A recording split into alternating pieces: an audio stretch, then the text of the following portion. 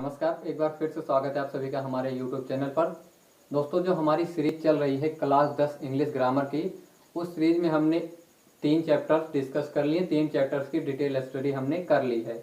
जो आज हम चौथे चैप्टर की स्टडी करने जा रहे हैं, तो इसके पहले जो 3 चैप्टर्स किसी भी बच्चे ने ना पढ़ी हो तो वीडियो के डिस्क्रिप्शन बॉक्स में देखिए, किसी न किसी वीडियो की लिंक उसको वहाँ पे मिलेगी, या चैनल को सब्सक्राइब करें, वीडियो को लाइक करें और प्ले लिस्ट में जाएँ तो उसमें जो इंग्लिश ग्रामर क्लास 10 की आपको सीरीज दिखेगी, उसमें एक चैप्टर की सीरीज है, एक चैप्टर का वीडियो है। आप उस पर जाके एक वीडियो पढ़ें अच्छे से, तब इस वाले चैप्टर को पढ़ें, ताकि आप पहले से पढ़े हुए चैप्टर को अच्छे से समझें, तो ये वाला चैप्टर भी आपको अच्छे से समझ में आएगा।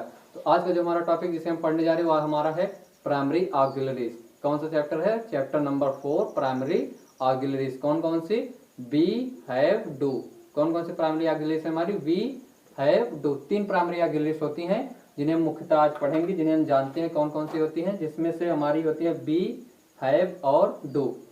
इसमें से नियम होते हैं हमारे कुछ, जैसे the verbs be, the verbs. आप स्क्रीन बोर्ड पे देखिए, लिख रहा है, आपको दिख रहा है ना, द वर्ब्स बी। इसमें हमारी आती है is, am, are, was, were. कौन कौन सी? पहली जो हमारी प्राइमरी ऑक्सिलरी है बी, उसमें 5 आती हैं, is, am, are, was, were. कौन कौन सी? Is, am, are, was, were. ये 5 हमारी प्राइमरी ऑक्सिलरी में, जो बी वाली ऑक्सिलरी है उसमें आती हैं। फिर हम देखेंगे हैव का। हैव में क्या होता है? हैव में हैव, हैज, हैड। कौन कौन से? Have, has, had. 3 auxiliaries, 3 verbs इसमें भी, तो 3 प्राइमरी ऑक्सिलरीज इसमें भी आती हैं। कौन कौन सी? Have, has, had. और लास्ट हमारा do, we have do.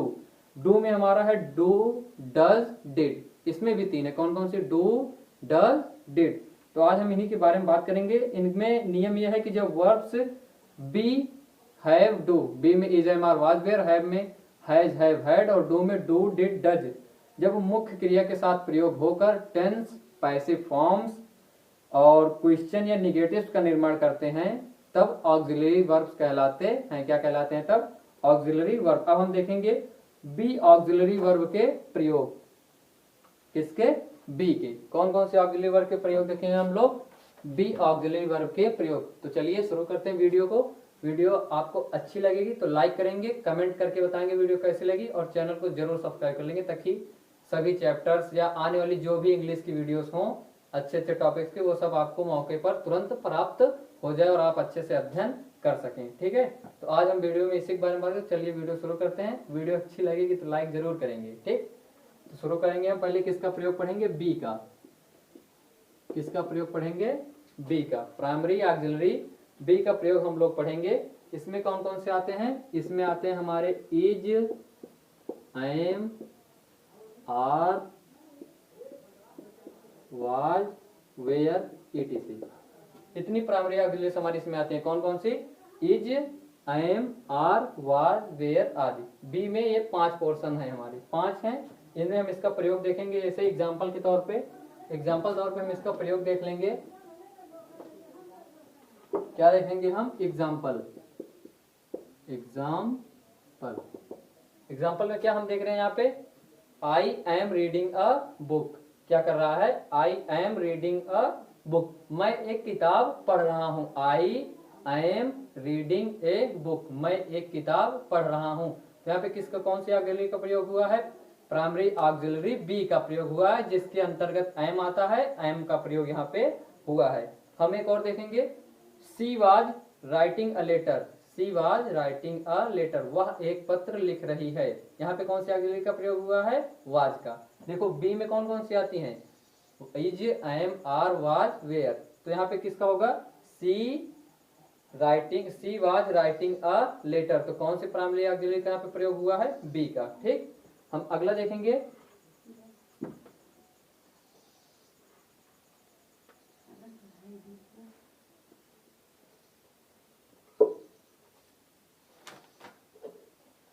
Have. इसमें भी 3 भाग होते हैं। कौन कौन से? हैव, हैज और हैड।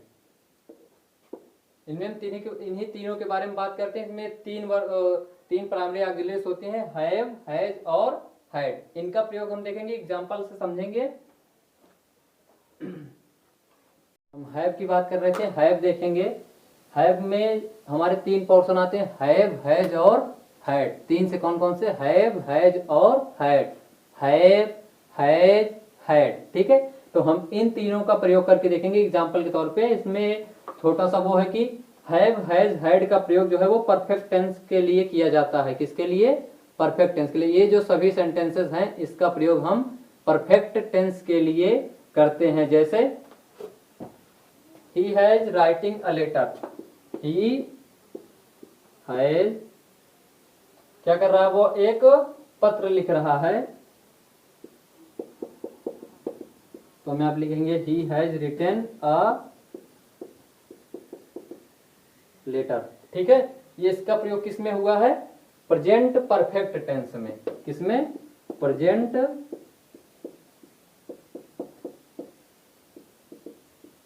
Perfect tense. कौन सा टेंस में इसका प्रयोग हुआ है? Present perfect tense. हम एक और प्रयोग इसका देखेंगे, Mohan had done his work. क्या है? Mohan had done his work. Mohan ने अपना काम कर लिया है। Mohan has done his work. Mohan ने अपना काम कर लिया है। ये कौन सा टेंस होगा हमारा? ये होगा पास्ट परफेक्ट टेंस। कौन सा टेंस होगा ये? Past perfect tense. मोहन ने अपना काम कर लिया है। तो ये थी प्राइमरी ऑक्सिलरी हैव में हैव, हैज, हैड के कुछ एग्जांपल्स। अब अगला हम देखेंगे डू। कौन सा है हमारा अगला? डू है। प्राइमरी ऑक्सिलरी कौन सी है हमारी? डू। इसके अंतर्गत कौन कौन सी आती है? Do, does, did. ये तीन, ठीक है। कौन कौन सी? ये तीन, डू, डज और डिड।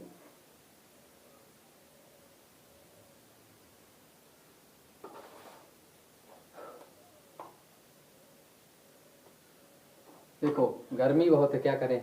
अब एसी तो नहीं, कुछ इसके पहले वाली वीडियो में कुछ लोगों ने कमेंट करके पूछा था सर फैन नहीं लगा क्या? तो यहाँ पे भैया कोई फैन कोई एसी नहीं लगी है। लॉकडाउन चल रहा है, आप सबको पता है। तो ये हमारा एक जो संस्थान है जो अभी इस वक्त नहीं चल रही है, बंद है। जो चलती है वो कहीं और पे, जो नहीं चल रही वो अभी बंद है। तो बस ऐसे ही बना है, यहाँ पे कोई फैन वैन की व्यवस्था नहीं है, ठीक है। बस आप लोग पढ़ते जाइए, हमारी फिक्र छोड़िए, ठीक। तो क्या है अगला हम प्रयोग किसका देखेंगे? डू का। इसमें नियम क्या है कि इसका प्रयोग, इसका डू का जो डू प्राइमरी ऑक्सिलरी है, इसका प्रयोग इंट्रोगेटिव सेंटेंस या फिर नकारात्मक वाक्यों में, निगेटिव सेंटेंसों में की जाती है। इसका प्रयोग, रूल है क्या कि इसका प्रयोग इंट्रोगेटिव सेंटेंसेस या नकारात्मक वाक्यों में किया जाता है। जो डू, डज, डिड है, इनका प्रयोग या तो नकारात्मक वाक्य बनाने के लिए किया जाता है या फिर निगेटिव सेंटेंसों में किया जाता है। तो हम अब इसका एग्जाम्पल देखेंगे। यू डू नॉट, एग्जाम्पल, इसका हम प्रयोग देख लेंगे। Example, you do not play hockey. You do not play hockey. तुम हॉकी नहीं खेलते हो। किसके लिए प्रयोग हुआ इसका? निगेटिव सेंटेंस के लिए। कौन सा सेंटेंस बना है? Negative sentence, you do not play hockey. क्योंकि हम जानते हैं अगर इंट्रोगेटिव सेंटेंस बनाना है तो हेल्पिंग वर्ब को हम सबसे पहले लिखते हैं, ठीक है। तो कौन सा सेंटेंस है? Negative sentence, you do not play hockey. अगला एग्जांपल हम देखेंगे, did he come here. Did he come here, question mark. Question mark क्या होता है? इंट्रोगेटिव सेंटेंस की पहचान बताता है, ठीक है। किसकी? इंट्रोगेटिव सेंटेंस की। इंट्रोगेटिव सेंटेंस मीन्स होता है प्रश्नसूचक वाक्य, और जो वाक्य प्रश्न करते हैं उन्हें प्रश्नसूचक वाक्य कहते हैं। और जो प्रश्नसूचक वाक्य होगा तो प्रश्नसूचक चिन्ह का लगना जायज है, ठीक। जहां प्रश्नसूचक वाक्य वहीं प्रश्नसूचक चिन्ह, जहां क्वेश्चन वहां पे क्वेश्चन मार्क। ये क्या होता है? क्वेश्चन मार्क होता है, ठीक है। तो ये यहाँ पे क्या कर रहा है? ये किसके लिए प्रयोग हुआ है? डिड, प्राइमरी ऑक्सिलरी डू में डू, डज, डिड का प्रयोग किसके लिए? डिड का प्रयोग किसके लिए हुआ है? इंट्रोगेटिव सेंटेंस बनाने के लिए। कैसे? डिड ही कम हियर, क्या वह यहाँ आ रहा है? ये एक सवाल पूछा जा रहा है। क्या है ये? थोड़ा स्पीड तेज हो गई। डिड ही कम हियर, क्या वह यहाँ आ रहा है? डिड ही कम हियर, क्या वह यहाँ आ रहा है? क्या कर रहा है? सवाल पूछ रहा है ना, निगेटिव सेंटेंस बना नहीं रहा, सवाल सवाल पूछ रहा है ना कि डिड ही कम हियर, क्या वह यहाँ आ रहा है। तो यहाँ पे दो तरीके से जो प्राइमरी ऑक्सिलरी डू है उसका दो तरीके से प्रयोग होता है। डू में तीन पार्ट होते हैं, डू, डज और डिड। दो तरीके से प्रयोग होता है, एक नकारात्मक वाक्यों में, एक इंट्रोगेटिव सेंटेंसेस में। अब नकारात्मक वाक्य, you do not play hockey, तुम हॉकी नहीं खेलते हो। और प्रश्नसूचक वाक्य डिड ही कम हियर, क्या है प्रश्नसूचक वाक्य कि डिड ही कम हियर, कि क्या वह यहाँ आ रहा है।